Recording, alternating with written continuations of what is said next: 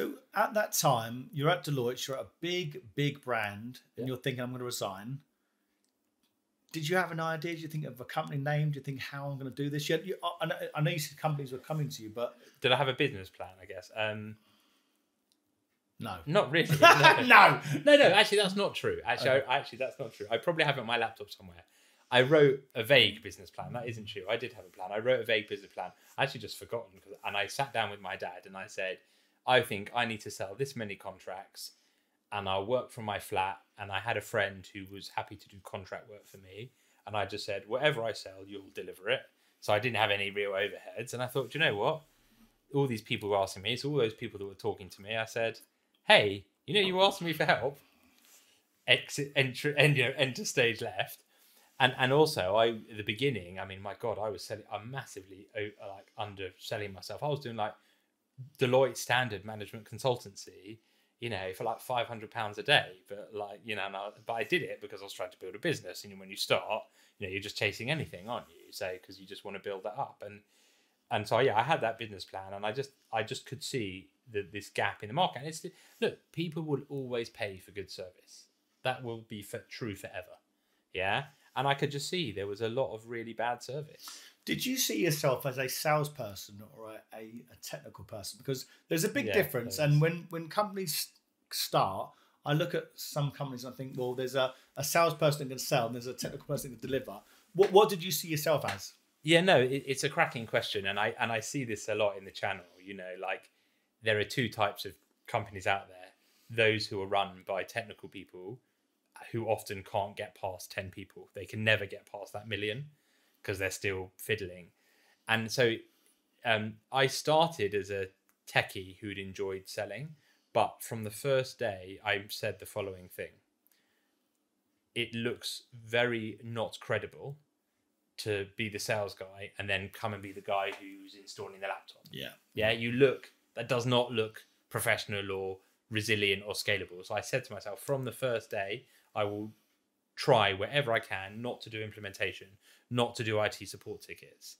And so I had this contractor guy who was also a great contractor, and we just got on very well and we worked really well together. And so I sold it, he delivered it. And so that meant that I wasn't doing, lots of people fall into the mistake. Oh, I've sold this big contract. Oh no, let me go and deliver it. Oh, I'm going to stop selling now for the next 4 weeks because I'm busy delivering.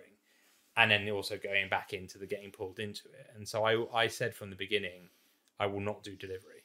How was the first year, Daniel? It must have been quite scary, not having a great job, big brand behind you to do that. No, we made money in year one from the game. Really? Yeah.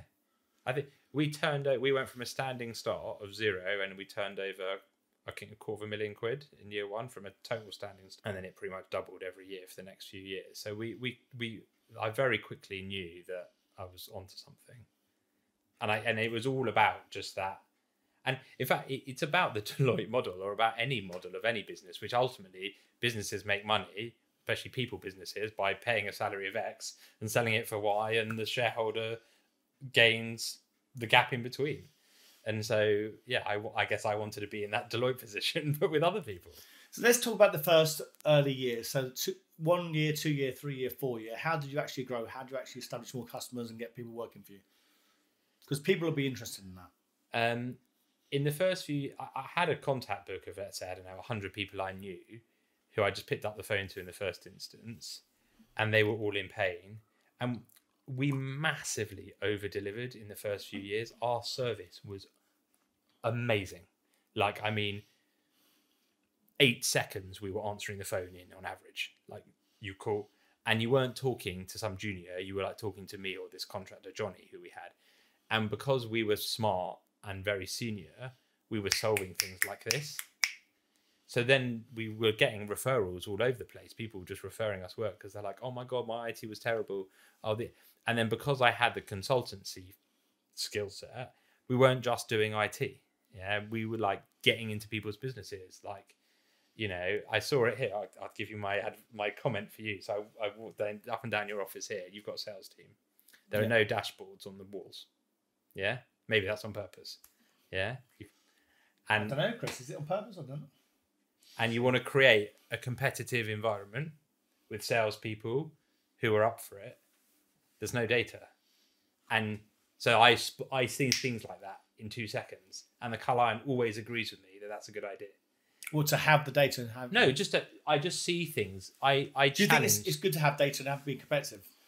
I challenge. Yes, it is, but I challenge the status quo. I will walk into any organization and very quickly see the issues, and I'm a natural problem solver. So I even just walking up and down your office, like I just picked up the vibe instantly. The data's not on the wall. And so I think like so I would come in, let's say you were a client, and I would be like, oh yeah, let's do the IT. And then I would say, Mark, why don't you get a dashboard? And you'd go, that's a fucking good idea. Good idea. Yeah, Chris, good idea. Yeah, they're nodding in the room. Yeah, they're not. But so that's value add from the get-go. And most IT companies don't go anywhere near that. Yeah, or like I'll tell you a story. One of our first clients, we did SBS server back in the day. You probably don't know if you remember it, but that was Microsoft's original product before Office 365. It was amazing. It was like an intranet solution, an email solution, a server solution, loads of things. It was a really powerful piece of kit. And we went into businesses and we didn't just install the server, but we sat with them and went, here is an intranet, use it. Reorganize all your files. Here is a proper way of doing it. Get all your customers on email. And like, we didn't just install the IT. We sat with a business and went, here's how you use it. Here's how. So I remember one customer, they were posting out all their invoices and we sat with them and went, no. We're now emailing them all out. So immediately, like, I think with that customer saved 10 grand a year in printing and posting costs. Crazy, isn't it? Yeah. All their invoices went out instantly and not all the delay.